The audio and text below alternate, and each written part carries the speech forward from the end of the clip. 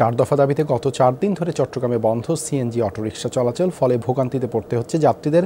আন্দোলনে যোগ দেয়া চালকদের মারধরের বিচার ও দাবি আদায় না হলে অনির্দিষ্টকালের জন্য সিএনজি অটোরিকশা চলাচল বন্ধ রাখার হুঁশিয়ারিও দেন চালকরা। অবিরাম শীতল বাতাসের নিশ্চয়তা নিয়ে এলো bling fan relax. Bling fan, বাতাস অবিরাম। সিএনজি অটোরিকশা চালকদের বিক্ষোভ কর্মসূচিতে বাধা দিতে এসে এভাবেই মারধরের শিকার হন এক সিএনজি মালিক। এ সময় আহত হন বেশ কয়েকজন চালকও।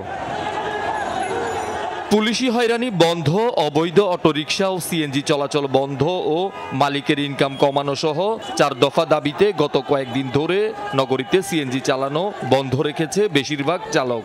একই দাবিতে সকালে নগরীর চৌমুহনী এলাকায় জড়ো হয়ে বিক্ষোভ সমাবেশ ও মিছিল করেন তারা।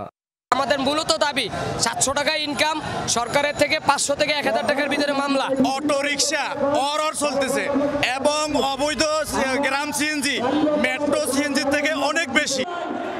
আন্দোলনে যোগ দেয় গত 4 দিনে মালিক পক্ষের হাতে বেশ কয়েকজন চালক মারধরের শিকার হতে হয়েছেন বলে অভিযোগ করেন চালকরা। এসবের প্রতিকারও চান তারা। আমরা ড্রাইভার শ্রমিক আন্দোলন করতেছি, শান্তিপূর্ণ আন্দোলন।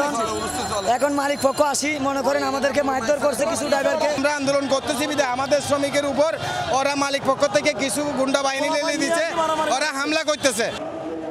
শ্রমিক নেতারা জানান, এসব সমস্যার সমাধান না হলে নগরীতে অনির্দিষ্টকালের জন্য সিএনজি অটোরিকশা চলাচল বন্ধ থাকবে। জোর করে কেউ চালাতে চাইলে তাদেরও প্রতিহতের ঘোষণা দেন তারা।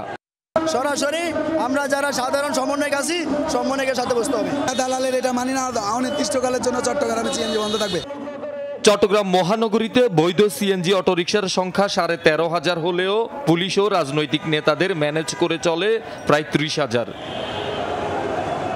শহীদুল সুমন, যমুনা নিউজ, চট্টগ্রাম।